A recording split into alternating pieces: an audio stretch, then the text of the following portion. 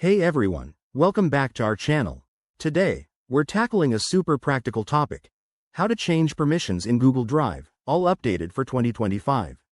Whether you're sharing files for work, school, or personal projects, managing who can view, edit, or comment on your documents is crucial for keeping things secure and organized. Let's dive right in. First, make sure you're logged into your Google account and head over to drive.google.com.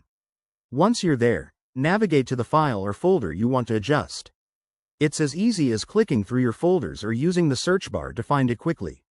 Step 1. Right-click on the file or folder and select Share from the menu. This will open the Sharing Settings window, where all the magic happens. Step 2. In this window, you'll see a list of people who currently have access. To add someone new, simply type their email address into the box provided. Step 3. Next to their email, choose the permission level from the drop-down. Options include Viewer, for read-only access, Commenter, for adding feedback, or Editor, if you want them to make changes. This gives you full control over collaboration. Step 4. If you need to update existing permissions, find the person's name in the list, click the drop-down next to it, and select a new level or choose Remove to revoke access entirely. Don't forget to hit Send if you want to notify them via email, or just Done to save your changes without sending a message.